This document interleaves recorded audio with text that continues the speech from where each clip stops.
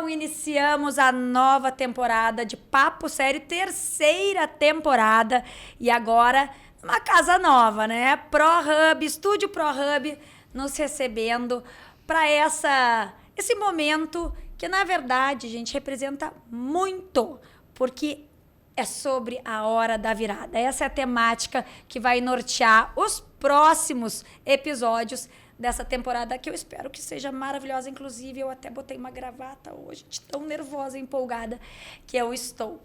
Quero começar agradecendo os nossos patrocinadores, Farmatec, Loja 7200 e Agnes Pereira Advogados. Olha, que parceiros de longa data, estão comigo há tantos anos, desde o início, e seguem acreditando no nosso propósito de falar sobre um papo sério, mas com esse meu jeitinho aqui, que eu sei que vocês já gostam. Essa temporada vai mudar um pouquinho a dinâmica. A regra do jogo é a seguinte: nós teremos 5 blocos de temas relacionados a essa linha condutora da hora da virada, assuntos sérios. Vou jogar aqui para os nossos convidados e aí pensaremos juntos sobre esses temas todos que são contemporâneos. Vocês sabem que a gente gosta de coisa atual aqui. Vamos começar? Já falei demais, mas aguardem. Vou falar ainda mais nessa temporada. E começo jogando para vocês uma reflexão.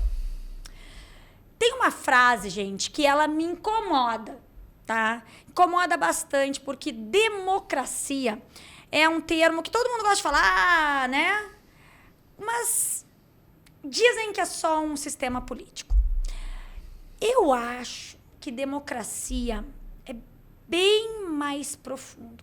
É quase um teste permanente de caráter. É muito fácil defender a liberdade quando ela protege aquilo em que eu acredito, né? É o que a gente mais vê por aí em tempos de internet. Agora, difícil mesmo é defender liberdade quando ela protege justamente quem pensa diferente de mim. Exatamente aí que a democracia começa. Com aquela nossa possibilidade, aliás, com o nosso dever de ter que defender a possibilidade do outro também querer firmar a sua opinião, mesmo que eu não concorde com ela. É exatamente sobre isso. Uma sociedade madura não é aquela em que todos concordam, é aquela em que todos podem discordar. E hoje nós vamos bater um papo sério sobre democracia, mas principalmente sobre responsabilidade. Ai, tá faltando responsabilidade. Muita. Toda democracia depende das escolhas que cada cidadão faz. E ninguém melhor para essa conversa do que ele, o meu convidado de hoje, Arthur Schreiber, autor de Los Filhos da Democracia. Arthur, que alegria em te receber. Quero dizer o seguinte: sou tua fã, adoro o teu conteúdo nas redes. E olha aqui, ó, agora tenho mais um livro para poder ler e te acompanhar. Obrigada por estar aqui conosco. Ali, muito obrigado pelo convite. Eu estou muito mais feliz de estar aqui conversando contigo e com todos os espectadores aqui do teu podcast, mais do que tu tá com relação a mim. Eu tenho certeza disso. Eu causo esse efeito, Arthur, acontece. Tenho certeza que é verdade.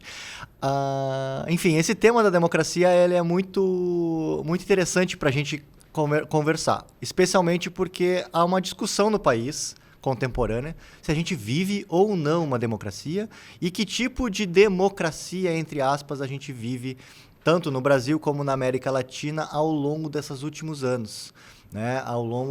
Desde 2000, há governos esquerdistas aqui que nunca defenderam a democracia e que passam a defender a democracia porque se utilizam dela para chegar ao poder. Mas eu tenho certeza que se eles não vencessem as eleições, eles desprezariam a democracia, tanto que a gente tem dificuldades de ter alternância no poder na América Latina inteira, tanto no Brasil, na Venezuela, Cuba, Nicarágua. São países que têm dificuldade de alternância de poder. Mas esses ventos vêm mudando agora. Desde a chegada do Donald Trump nos Estados Unidos, a América Latina está ficando mais azul e menos vermelha. E esse ano a gente tem eleição e a gente vai saber se a grande parte da América Latina vai ficar mais democrática ou permanecer os mesmos no poder. Pois é, Arthur. Inclusive, a gente tem visto muito circular nas redes sociais esse mapinha, né, da América do Sul, mostrando a mudança dos regimes em vários países, para não dizer praticamente todos aqui da América do Sul, e o Brasil lá, vermelhão.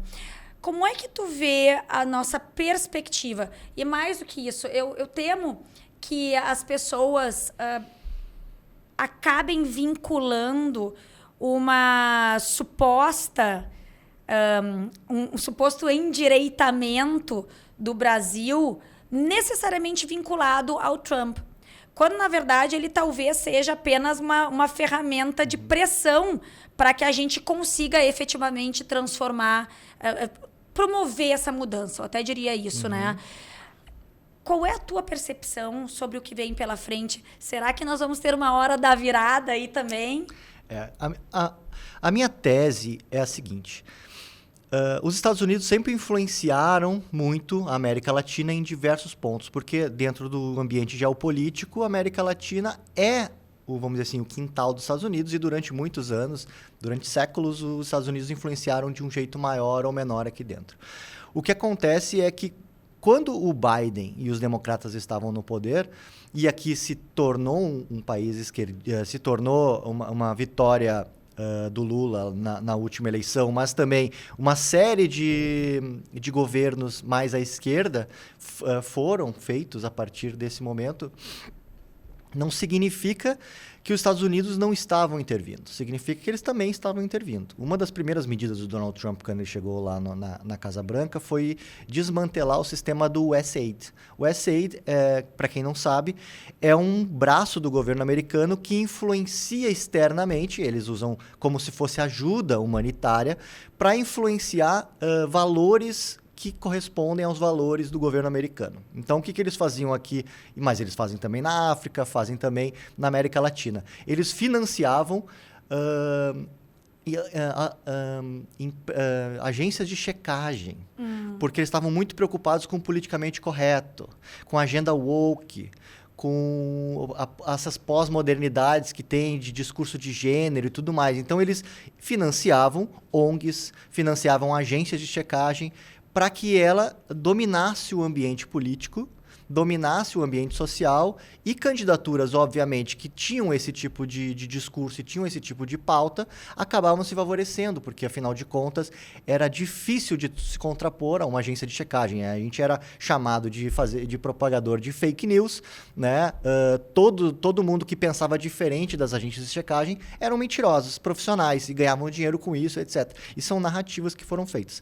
Quando o Donald Trump vem e desmantela esse sistema ele passa a não influenciar mais tanto os debates públicos na América Latina, e o povo latino-americano, que é fundamentalmente conservador, ele começou a encontrar em lideranças, em políticos, a identidade dos seus valores, sem ficar contaminado por esse discurso, vamos dizer assim, woke, esse discurso de identidade de gênero, de pautas identitárias aqui dentro. E aí começou a surgir novas lideranças e novos governos. A eleição do Milei acontece na Argentina muito nesse espaço. Claro, eles chegaram ao fundo do poço, com uma inflação mais de 200% ao ano, mais da metade da população na miséria. Então, havia condições para que fosse, vamos dizer assim, vencesse uma alternativa. Sim, ninguém aguentava mais o contexto da forma como estava. Isso. E o fato dele chegar ao poder na Argentina e mostrar resultados práticos, ou seja, ele simplesmente fez um choque e acabou com a inflação, no sentido que era uma hiperinflação, né? Ele diminuiu a inflação. Né? Ela ainda é alta lá para padrões de um país civilizado, né? Mas, enfim, ele está bem menor do que era antes. A população, a miséria na população argentina diminuiu. A indústria começou a retomar a produção, né? Então, houve uma melhora econômica. Mas, nos jornais do Brasil, as manchetes são que, apesar das melhoras econômicas, o argentino continua comendo sei lá o quê, etc, etc. Ou seja, há ainda vamos dizer assim, uma tentativa de deslegitimar governos de direita e governos liberais aqui no Brasil, nesse sentido. Agora, Arthur, aí tu me deixa um gancho que, para mim, ele é fundamental. Assim, vou ser bem sincera, tá? Eu, particularmente, não sou uma apaixonada pela pessoa do Trump. Acho que eu tenho muitas críticas a ele como ser humano, mas inegável é que o cara põe as coisas nos trilhos. E é sobre isso também, é o que a gente precisa no Brasil, especialmente depois dessa leva, desses anos que a gente teve de dominação do politicamente correto, que eu também acho que nós, de direita, digamos assim, conservadores, até por acreditar que temos que ser tolerantes ao outro, fomos tolerantes demais, até o ponto em que estão tentando tirar o nosso espaço. Isso. Então, aqui eu faço uma reflexão, porque a gente vive ou vem de um momento muito recente em que parece que a democracia virou assim um direito. Todos temos direito a tudo, mas poucos parecem se sentir imbuídos do dever. Nós também temos deveres. Nós não estamos aqui em berço esplêndido só esperando que as coisas aconteçam. E para chegar nesse ponto, existe um gap enorme, no Brasil, pelo menos, que é o de informação, educação, consciência, inclusive, sobre quem votar, como votar, até onde eu posso ir, o que eu devo fazer. Então, assim, democracia, muito lindo, vamos viver na democracia, mas qual é o meu ônus também para viver nesse local? E eu acho que quando tu traz o livro, né, com essa sacada aqui dos los filhos da democracia e fazendo uma alusão a todos esses regimes que acabaram imperando, até vou dizer imperando na América do Sul, porque meio que é isso, né? São impérios. Porque assim, vamos combinar que o Lula tá aí há quantos anos mesmo? Meu Deus, foi 4 mais 4 mais 4, teve a Dilma, outra Dilma. E o Lula sozinho, se ele for reeleito agora, ele vai para 16 anos, né? Ou seja, um embrulho, né? eu não sei o que é pior. Eu não sei o que é pior. Se é o terremoto da Venezuela ou o PT tanto tempo no poder. Na verdade, assim, em termos de consequências econômicas, olha, é complicado, né? Mas retomando aqui, né? O título Los Filhos da Democracia é uma... E aí tu vai ver ali pela capa que é demo, separado, né? Cracia. Tem mais essa sacada aqui. É o demo. É o demo, o demo. Não fui eu que falei, tá escrito, ó. Democracia. Enfim, ela é uma sátira, né, das ditaduras latino-americanas, não só do Brasil, mas de toda a América Latina, especialmente as que aconteceram a partir dos anos 2000. Então, vocês vão encontrar aqui no livro referências ao Brasil da era Lula, era Dilma. Vocês vão encontrar referências ao Hugo Chávez, Evo Morales, enfim, aos Kirchner na Argentina. Enfim, os personagens são fictícios, mas eles são inspirados em pessoas reais que a gente conhece e muito provavelmente já quis colocar na cadeia, certo? E aí eu passo sobre... Já Kirchner colocaram na cadeia. Já quis colocar na cadeia, né? Alguns saíram, enfim. Mas de qualquer jeito, né? A pessoa que for ler isso aí, ela vai ler, que é um livro com sarcasmo, ironia, mas também tem uma violência estilizada ali, porque são representações, né? Pode ver que a capa dele é um general latino-americano típico, né? Com bigodinho e tudo, mas tem uma mancha de tinta na frente do rosto dele. O que significa essa tinta? Significa que o rosto dele está encoberto do ponto de que pode ser qualquer um. Qualquer um de nós podemos nos tornar um ditador latino-americano.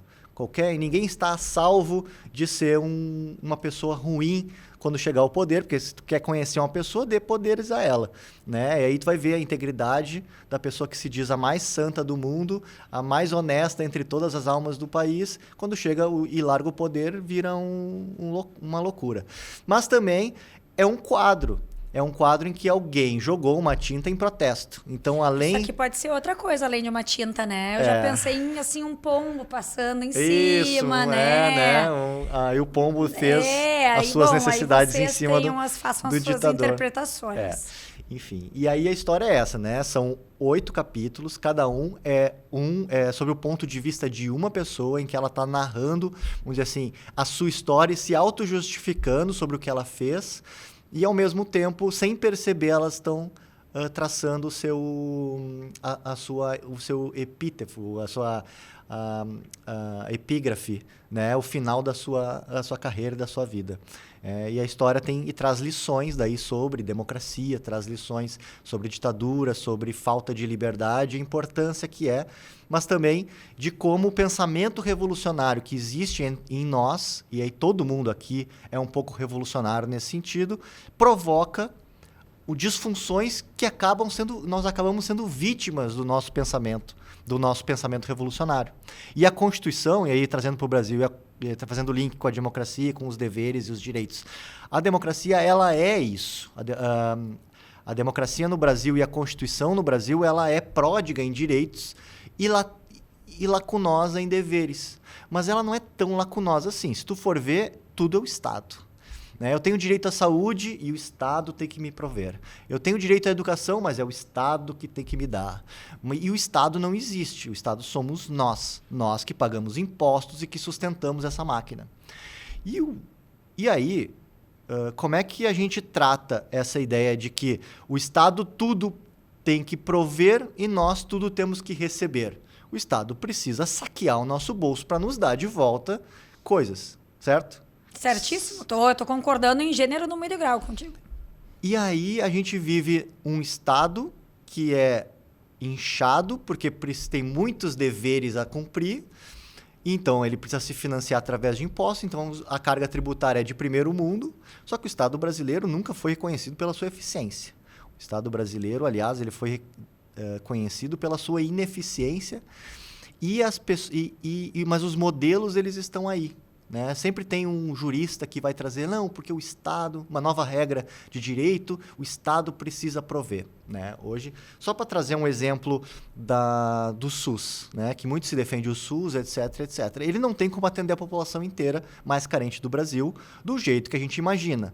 Mas ele atende, tu consegue ir no posto de saúde, receber e ganhar um atestado de virose, e receber umas pastilhas na farmácia popular para isso. Mas para grandes procedimentos, etc., é muito custoso. Os médicos reclamam que eles atendem pela tabela SUS, eles recebem, sei lá, R$25 uma cirurgia. Não faz sentido do ponto de vista econômico, mas a população, em geral, precisa de ser atendida de alguma forma, Afinal, a Constituição diz que eles têm o direito e o governo tem que prover.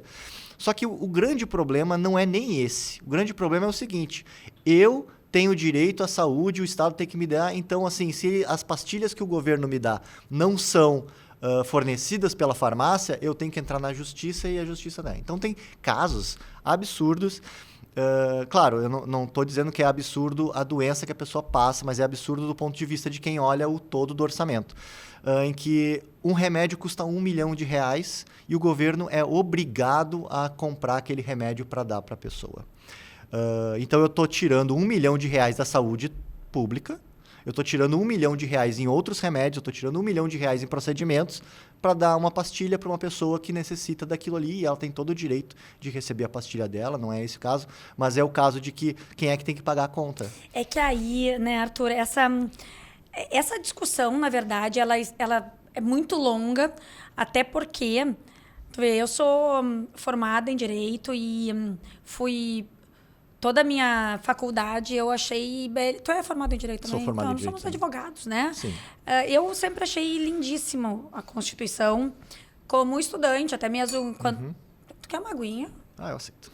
Pode deixar que eu me sirva. Então, eu sempre achei lindíssima a Constituição como estudante, como profissional, operador do direito, Porque ela tem um propósito muito bonito. Eu acho que, lendo ela...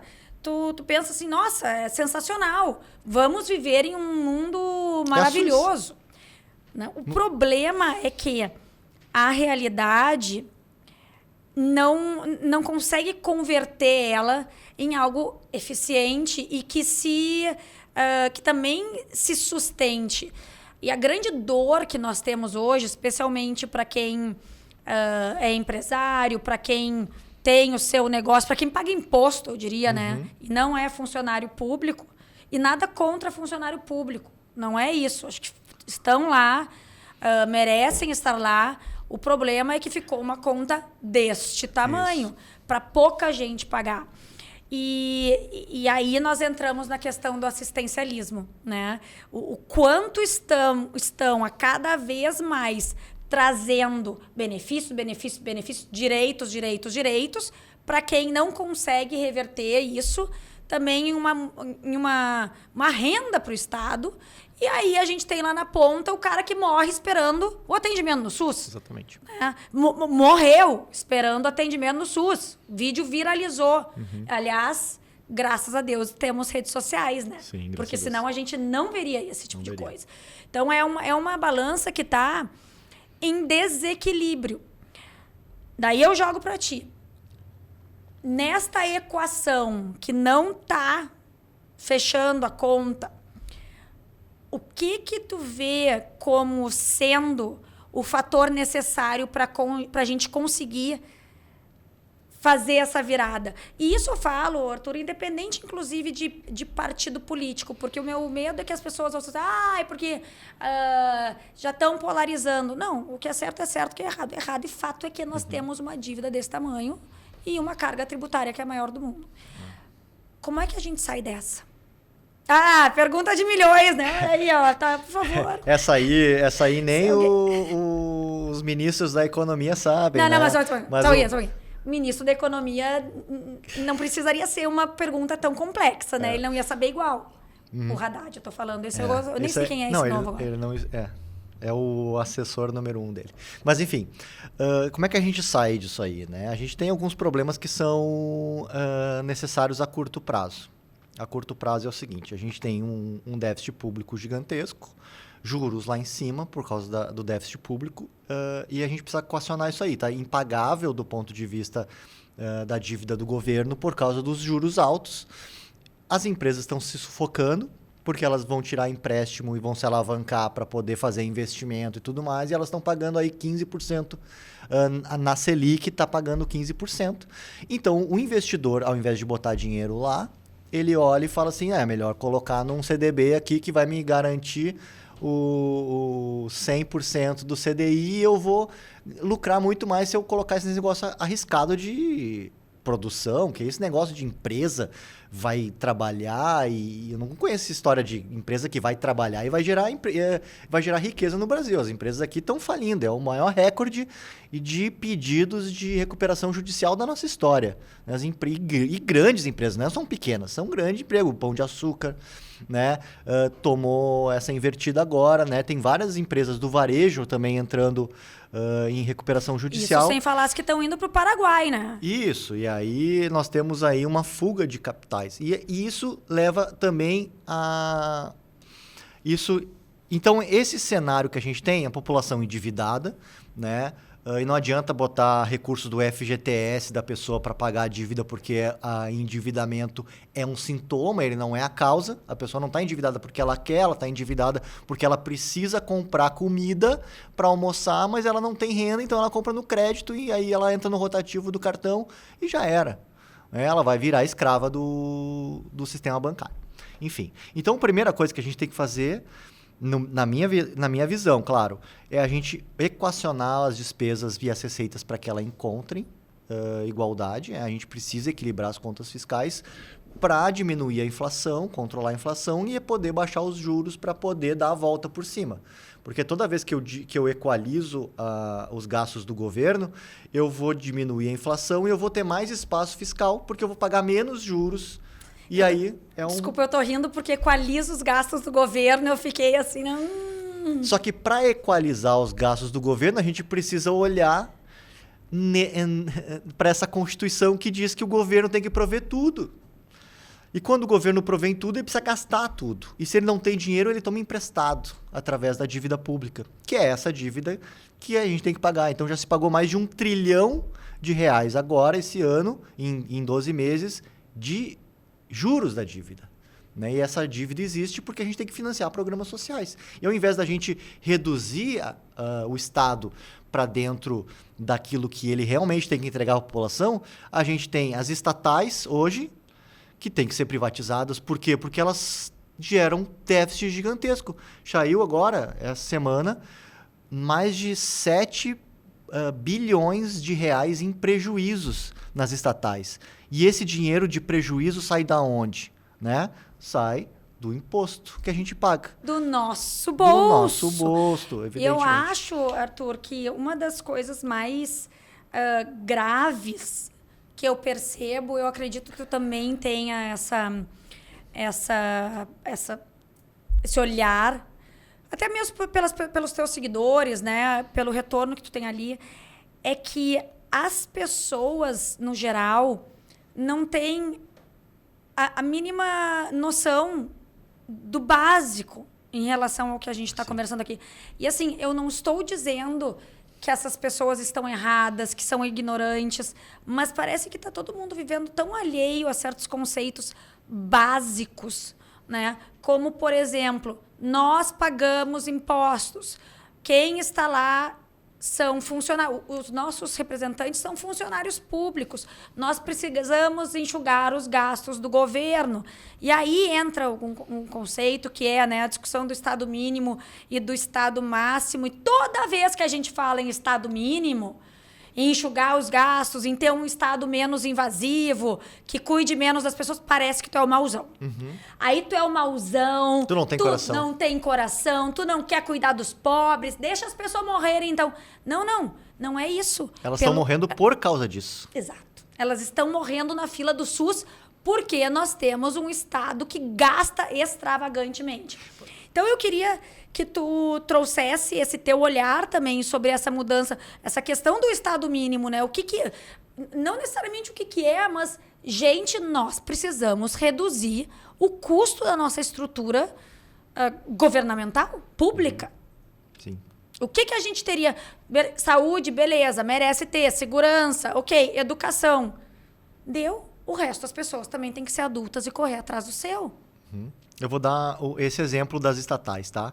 São mais de 7 bilhões de déficit. Esse dinheiro tem que ser aportado pelo governo, ou seja, por nós, nas estatais para poder pagar o mínimo de contas, né? Os Correios é outra história. A gente podia ter vendido lá atrás, não foi vendido, e agora a gente tem que bancar isso aí. Enfim, aí a gente tem esse dinheiro de 7 bilhões aí, é dinheiro da onde? Saiu da saúde, saiu da educação, saiu da segurança, e daí eles dizem, a gente não tem dinheiro para fazer tudo. Não, de fato não tem. Por quê? Porque a gente está gastando errado. Né? Eu não estou dizendo que a gente não tem dinheiro no governo federal, a gente tem muito dinheiro. O orçamento é um dos maiores orçamentos da história do Brasil, tá lá. E mesmo assim a gente não consegue entregar os resultados que precisa porque falta recursos e recursos colocados. Então a gente tem muito dinheiro, gasta mal e a população fica desassistida e olhando para o seu bolso minguar cada vez mais com a inflação e com endividamentos, juros, etc. Né? Então, assim, se a gente defende um Estado menor, não significa que a gente defende um Estado que não atenda as pessoas. Exatamente o contrário. A gente quer que atenda as pessoas, que não atenda a companheirada. A companheirada não pode ser atendida. Quem tem que ser atendido é o cidadão que paga a conta, e não quem recebe a conta, né, no final do dia. Então, assim, eu não estou dizendo para a gente tirar dinheiro da educação, tirar da saúde, a gente tem que cortar mesmo em privilégio, tem que tirar e privatizar essas estatais que estão recolhendo os nossos impostos para sustentar cabide de emprego, a gente sabe. Né? Por que o governo não privatiza nada? Porque esse governo precisa acomodar interesses que são os indicados do Congresso Nacional, do Centrão, da esquerda, para se manter nos seus currais eleitorais aquele voto surgindo. Eu vi um pessoal, só para dar um exemplo assim, eu estava conversando esses dias com uma pessoa que trabalha com fundos de investimento e tudo mais, ele trabalha no Brasil todo, e ele falou, olha, o Rio Grande do Sul é muito difícil, o investidor daqui não quer saber de política. Quanto mais longe do político, melhor. E eu falei, legal, pode ser, mas tem que participar e tal. Daí ele falou, e no Nordeste é exatamente o contrário. Nenhum investidor coloca o seu dinheiro no investimento no Nordeste se não tiver um político para garantir que aquilo vai sair do papel. Então a gente vive num ambiente o Brasil vive um capitalismo de compadrio em que tu precisa se aliar ao poder público para poder ter um mínimo de liberdade de empreendimento, né? Precisa ter um retorno do seu investimento, e aqui nós estamos falando de retorno de investimento dar dinheiro para as pessoas através de emprego, produzir bens que vão atender as pessoas, as suas necessidades, mas também gerar o lucro que vai fazer com que aquele investimento retorne para os investidores. E, no fundo, as pessoas não conseguem não ter garantias de que muita instabilidade judicial, muita instabilidade política, de que vai ganhar o que vai conseguir manter, vamos dizer assim, por 20, 30 anos, precisa de um político junto para carimbar aquele investimento. Que daí já acaba sendo uma relação muito promíscua, né? Que, bom, aí a gente tem um Banco Master que como grande exemplo de como esses interesses vão gerando seus tentáculos por todas as estruturas. Aí, Arthur, tu falou em liberdade, e esse é um tema que me aflige, mas também me encanta muito, porque tudo isso que tu está trazendo, que a gente está conversando, tem muito a ver com a liberdade, no caso de empreender, de investir, de trabalhar, em contraposição a uma falsa liberdade que, na verdade, é nada mais, nada menos do que depender de benefícios ou até mesmo depender de empregos que venham a ser oferecidos, né? Aí, eu fico pensando o seguinte, a gente tem todo esse dilema, e de novo, né? Mais um termo que as pessoas adoram falar em liberdade, mas liberdade real. Existe essa contradição. E nós falamos o tempo todo disso, só que nunca pareceu tão difícil a gente conviver aceitando a liberdade alheia, ainda mais quando se trata de opinião. E a gente vive um momento particularmente, eu diria até perigoso, né? Em relação ao que a gente prega na internet e esse olhar do governo mesmo, de quem agora tem a caneta na mão. Beijo, Xandão. Saudade tua, né? Ele tá um pouco escondido aí por causa do escândalo do Banco Master. Ele tá bem escondido. Eles estão. Aquela careca lustrosa, a gente vê ela a quilômetros de distância. E, infelizmente, temos ainda pessoas que estão presas por conta disso. Uhum. Existe esse temor e mais. Existe o temor, inclusive, de regulamentações que venham nos impedir a falar nas redes sociais, talvez até mesmo aqui. Uhum. Esse é um sintoma gravíssimo de que a gente está caminhando para uma situação assim, né? Uhum, com certeza. A liberdade de expressão no Brasil, ela está, vamos dizer assim, sob júdice. Olha só, que ironia, né? Que ironia. Ela está sob júdice no sentido de que quem é que decide o que é verdade ou o que não é verdade? O governo quer puxar para ele, né? O governo do PT, do Lula, quer puxar para ele essa atribuição legal. Então, ele cria lá os decretos e dizem que as plataformas têm que tirar conteúdo do ar mesmo que não tenha decisão judicial, ou seja, pelas agências reguladoras deles. E o judiciário diz, não, nós vamos fazer a limpa, né? Nós vamos colocar e acabar com esse discurso do ódio. Essa fake news, essas mentiras deslavadas que fazem contra os ataques às instituições, né? Como se criticar o ministro do Supremo Tribunal fosse um ataque ao Supremo Tribunal. Só que alguém tem que dizer para os Supremos que eles não são Supremos. Quem é Supremo é o Tribunal. Eles são pessoas públicas que merecem receber as críticas, porque nós vivemos numa democracia e a Constituição diz que nós temos liberdade, né? A liberdade de expressão, vedado o anonimato, está lá na Constituição. Eu posso me dirigir ao Supremo Tribunal Federal, criticar tanto os ministros quanto as suas decisões, e isso não é um ataque à democracia, não é um ataque às instituições, na verdade é o resguardo da democracia e é o resguardo das instituições, porque as pessoas passam, as instituições ficam, né? Enfim. E aí tu tem esse conflito aqui. Mas estranhamente, coincidentemente, só quem recebe a censura é um campo político. Porque quando o MST, MTST e os coletivos de esquerda invadem o Congresso Nacional, como fizeram lá em 2016, se eu não me engano, no governo Temer, para impedir a reforma da Previdência, impedir que o Congresso aprovasse uma lei, ou seja, nada mais antidemocrático do que invadir prédios públicos para impedir uma votação de uma lei pela Casa Legislativa, nada aconteceu, ninguém foi preso. Não houve um inquérito em que deu amplos poderes de vítima, investigador, acusador e carcereiro para um único juiz.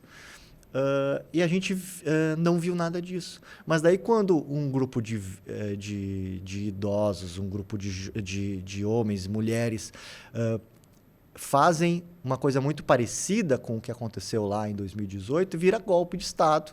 Pessoas sem armas, sem nada, né? Inclusive o secretário do GSI servindo cafezinho para os manifestantes. Né? Que golpe de Estado é esse que o representante da segurança institucional serve água e café e dá tapinha nos ombros dos manifestantes, dos golpistas, né?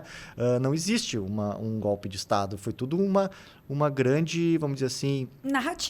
narrativa, e uma das primeiras coisas que aconteceram foram afastar o governador do Distrito Federal e prenderam uma série de pessoas, prenderam os manifestantes e todos eles receberam penas gravíssimas, né? Mais de 14 anos de prisão, chegaram a 20 anos de prisão por escrever uma frase de um ministro de batom numa estátua, ou porque um mecânico sentou na cadeira do Alexandre de Moraes e gravou um vídeo, sabe? Então, assim, tem 2 pesos e 2 medidas aqui.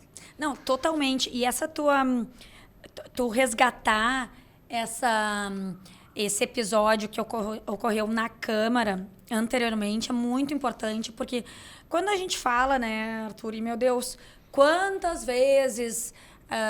na bancada, a gente trouxe esse assunto na bancada do programa, agora eu não posso falar, mas quantas vezes nós trouxemos esse tema e sempre fica aquela situação de que nós estamos apenas defendendo partidos. E o que as pessoas não conseguem entender, e isso é algo que me incomoda muito, me deixa muito triste mesmo, é que não é isso. É sobre o certo e o errado. Uhum. Então, esse fato que tu resgatou, e eu acho muito importante a gente frisar ele sempre que possível, né? Impedir parlamentares que são aqueles que eu votei, você votou, tu votou, sei lá eu quem votou, de fazer de cumprir a sua função é muito mais grave do que aquela baderna, que foi uma baderna, ninguém está discutindo, mas que foi uma baderna. E o que eu acho que é o mais grave de tudo foi essa interpretação que acabou sendo pela tal dos atos antidemocráticos, que pode ser absolutamente tudo que tu não gostar, né? Acho que esse é um dos episódios mais tristes da história do Brasil.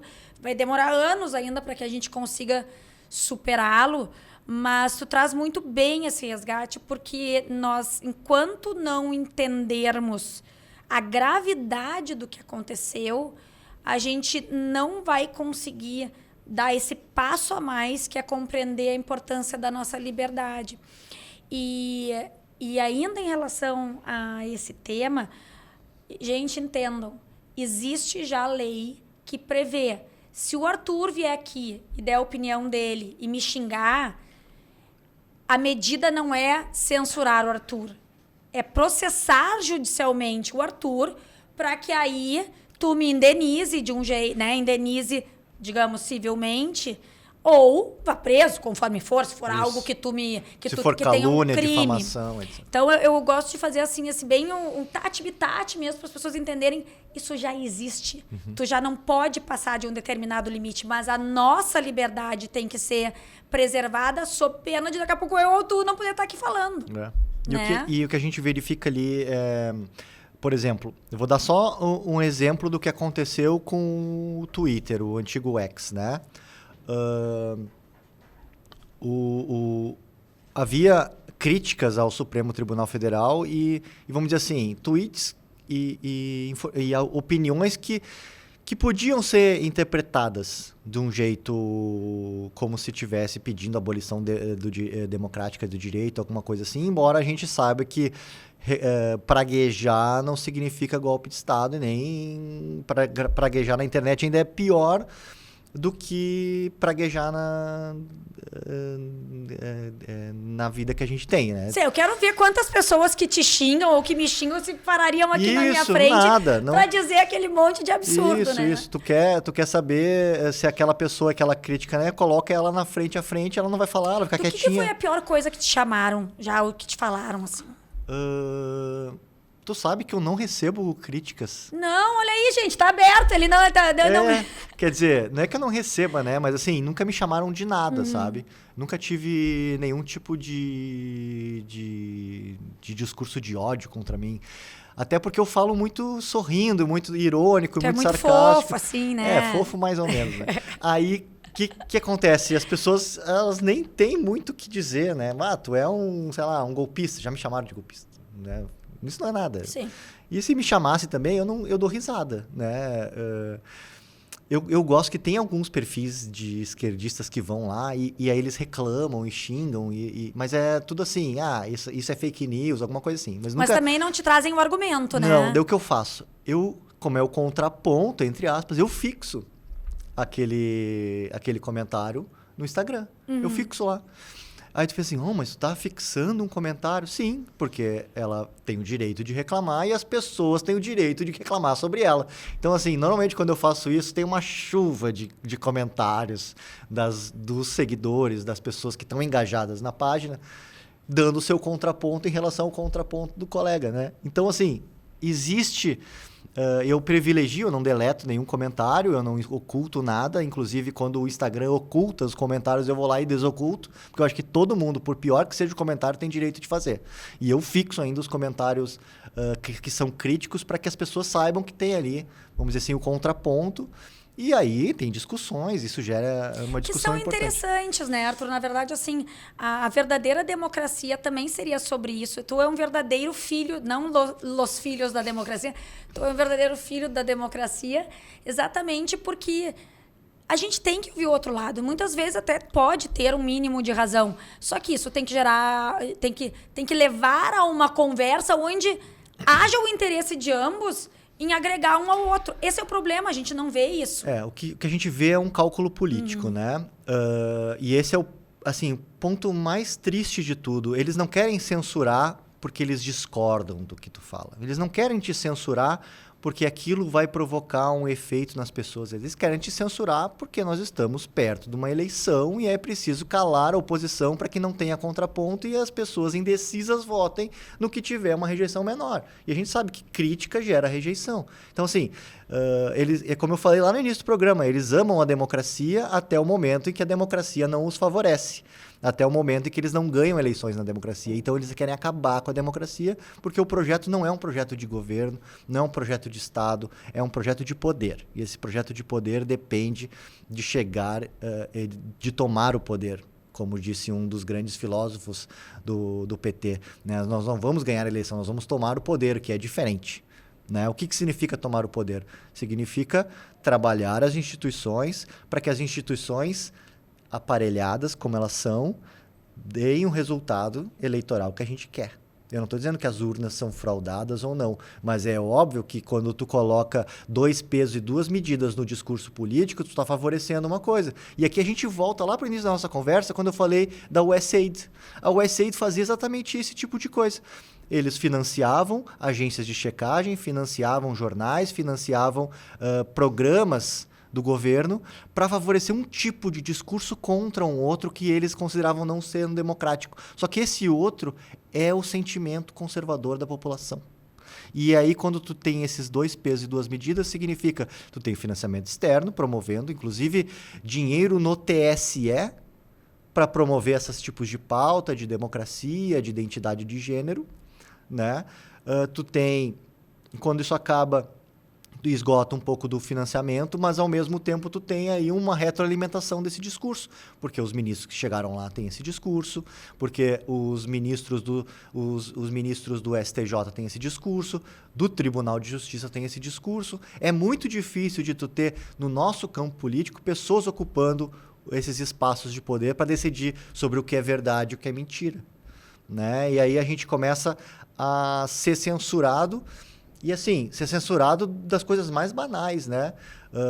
Um exemplo, né? A Rosane de Oliveira é uma jornalista aqui de Porto Alegre e ela fez uma crítica à presidente do tribunal sobre os salários que ela recebia.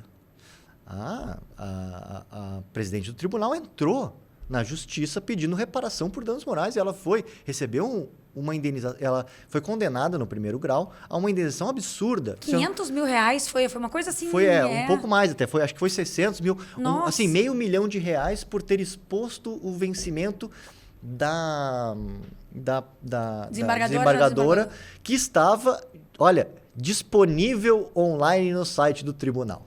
Isso é uma palhaçada, né? Ela está sendo condenada a mais de R$500 mil, foi condenada a mais de R$500 mil por divulgar uma informação pública que, pela lei da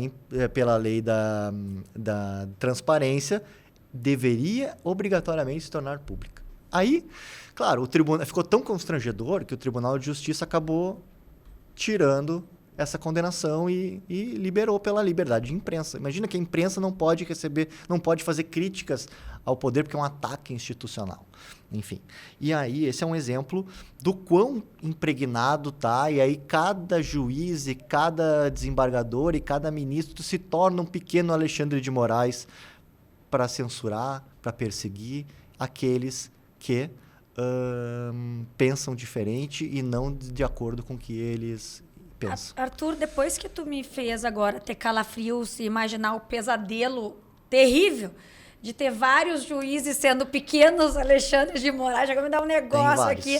Eu vou só fazer uma pausa para que você veja coisas boas. Roda aí o vídeo.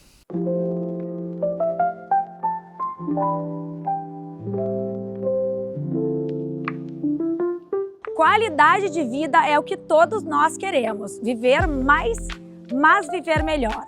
E é por isso que semanalmente eu vou trazer para vocês o Minutinho Farmatec, unindo tecnologia, beleza e saúde.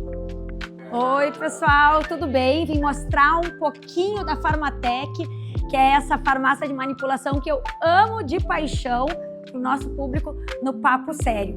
E a Farmatec, vocês sabem, é reconhecida pela excelência e seriedade com que produz, manipula todos os produtos que estão aqui. Vocês podem ver, esses aqui são um sucesso, as gomas.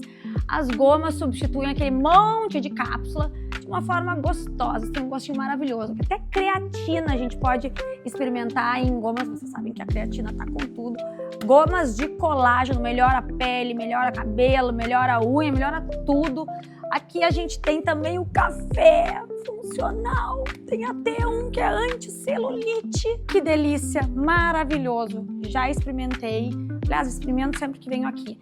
E até mesmo cosméticos e produtos para skincare, tudo manipulado de forma extremamente responsável aqui mesmo na Farmatec. Olha só que legal, muitos desses produtos de skincare têm ativos que são aqueles usados para beleza, para os produtos da Coreia. E vocês sabem que as coreanas são as top na área da manutenção e preservação da pele.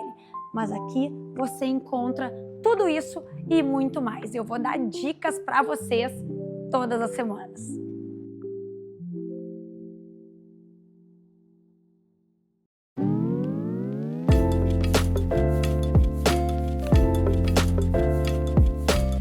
Estou aqui na 7.200 para um momentinho de respiro no nosso podcast Papo Sério.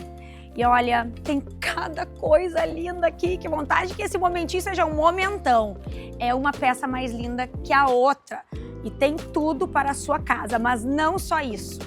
Tem tudo de bom, porque a qualidade dos produtos é excepcional. Inclusive, neste ano, a proprietária esteve na Feira de Milão pensando algumas peças para poder trazer o melhor do mobiliário internacional para você. Por exemplo, este sofá aqui é um dos itens que estavam lá, vieram direto da Itália. Sofá de destaque em Milão, no evento mundial de arquitetura e decoração. Numa composição em detalhes orgânicos que se destaca pelo conforto e design. Mesa de centro em pau-ferro orgânica e decorações produzidas em Murano, com processo artesanal de produção. E o tapete, ele é orgânico e sob medida. E esse é só um dos muitos ambientes maravilhosos que tem aqui. E a cada semana eu vou mostrar algo diferente para você, mas já fica o convite. Passa aqui na 7.200 na Ipiranga.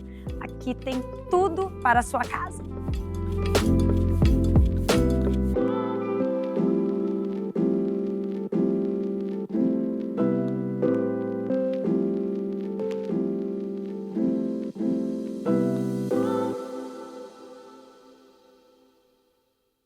Bom, a gente vai se encaminhando para o final desse papo, que olha, a gente podia ficar aqui, mas vamos ver, tá? Vamos ver se o Arthur volta, vamos deixar comentários sem haters que a gente não gosta. Se bem que hater é bom.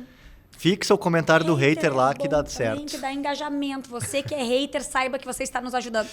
Mas vamos lá, a gente está entrando em um período eleitoral sensível, delicado e que não deixa de ser também uma possibilidade de vir a nossa hora da virada. E a gente se pega questionando, né, Arthur? Educação, na família, a leitura que a gente faz, a capacidade de pensar por conta própria. E fato é que nenhum país vai mudar do dia para a noite só porque vai trocar um governante, trocar um representante. A gente muda, na verdade, um país quando as pessoas decidem assumir a responsabilidade pela sua própria história. E acho que esse é um ponto de reflexão que todos nós precisamos ter. Qual vai ser o meu papel nesse capítulo? Não só da história do Brasil, do Rio Grande do Sul, mas da história da nossa vida, porque nós temos filhos, nós temos empresas, nós temos o nosso legado, a nossa trajetória para defender também. E aqui, Arthur, eu te pergunto, né? Qual foi a hora da virada da tua vida? Uhum. Quando é que, assim, esses conceitos que já estão super presentes na tua vida, te caiu a ficha de que algo precisava ser feito, né? Alguma outra, aquela faísca, assim, que vem de dentro e às vezes, né, nos ilumina, nos dá força para mudar, para ir além. Ali, a gente que vive um ambiente público, tu como comunicadora, né? Eu trabalhei a minha vida toda nos bastidores, né? Eu tenho 10 anos de política, mas eu sempre gostei de política, sempre trabalhei nos bastidores, né? Como voluntário, em campanha, etc.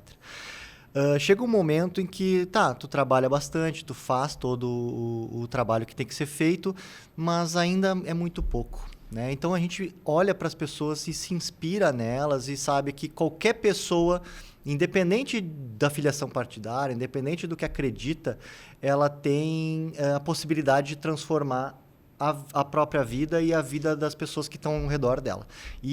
E elas vão fazer isso, e você vai fazer isso de diferentes formas. E cada um tem uma forma para isso, seja se candidatando, seja abrindo uma empresa, empreendendo, etc. O meu ponto da virada foi quando eu decidi aparecer, né? Sair dos bastidores e aparecer com um livro.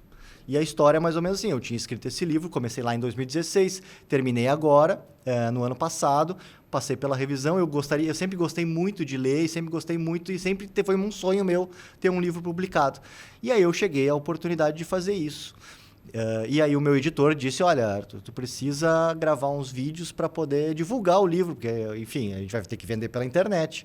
E eu falei, tá bem, vou gravar uns videozinhos aqui, vamos ver o que vai dar. E quando eu botei o meu rosto, eu me surpreendi porque a minha voz teve eco nas pessoas e as pessoas compraram a ideia e se divertiram comigo, choraram comigo, né? Porque, afinal de contas, a gente ri para não chorar, né? Da desgraça do país. E aí elas começaram a consumir o livro, gostar, mandando mensagens de que gostavam do livro e dos vídeos. E aí eu estava começando a inspirar outras pessoas também a fazerem uma mudança na própria vida. Então, assim, eu fui inspirado por pessoas, eu usei essa inspiração para construir uma nova trajetória na minha vida e hoje eu posso dizer que eu já influenciei algumas outras pessoas a também fazerem o mesmo. E eu acho que essa espiral de virada, né, de se tornar uma pessoa pública que vai inspirar outras pessoas para que outras pessoas se tornem também, vamos dizer assim, protagonistas da sua própria vida, é o que nos diferencia dos animais, vamos dizer assim, entre nós aqui. De uma forma bem crua e direta, né? Nós somos humanos porque a gente consegue inspirar uns aos outros a serem pessoas melhores, a sermos pessoas melhores. E eu acho que o ponto da virada de cada um é esse. É descobrir o que é que tem dentro de si que pode compartilhar para outra pessoa e a outra pessoa se tornar uma pessoa ainda melhor e a gente transformar o mundo num mundo, vamos dizer assim, mais habitável. Né? Que lindo isso, Arthur. E eu vou te pedir, enquanto tu faz uma dedicatória bem linda para mim. Aliás, eu fiquei de trazer o meu livro Imparável para ti, que tem muito a ver com isso, Arthur. Mas antes de tu comentar aqui com a gente aonde encontra o teu livro para comprar, eu queria finalizar o programa dizendo que a gente está em total sintonia de pensamento, porque isso é algo que eu sempre falo, né? Cada um de nós tem a capacidade de transformar o mundo. E a gente não precisa pensar grande. A gente pode apenas pensar em, de fato, fazer a diferença. Tomar responsabilidade para si e fazer melhor. Né? Impactar as pessoas ao nosso redor. Dar um sorriso, ensinar alguma coisa, tocar alguém de alguma forma, inspirar alguém a encontrar a sua melhor versão também. Uma enorme corrente do bem. E por mais utópico que isso pareça, é real. Então, eu espero que hoje vocês que estão nos acompanhando aqui se sintam inspirados a tomar as rédeas das suas vidas, assumir as responsabilidades pelos seus atos. É isso mesmo, vai para a rede social, põe a cara a tapa, né? Tenha coragem, porque se a gente não tiver coragem, nós sucumbimos para esses caras aí. Aos filhos da democracia. Né? Então, obrigada, Arthur. Obrigado, eu aonde agradeço. que a gente pode encontrar esse livro? Ele tá à venda exclusivo no site da Amazon, né? Pode procurar pelo meu nome ou por Los Filhos da Democracia, vai aparecer lá. O meu livro e você pode comprar ele tanto no formato de Kindle quanto no formato de impressão física. Ele entrega para assinantes da Amazon, ele entrega frete grátis. E a gente vai ficando por aqui, mas só para você acabar com raiva, lá, presidenta! Capítulo 13, inspirado em alguém que você conhece e muito provavelmente já quis ver na cadeia. Né? Essa aí, entendi. Tchau, gente! Até mais, até a próxima. Tchau, tchau.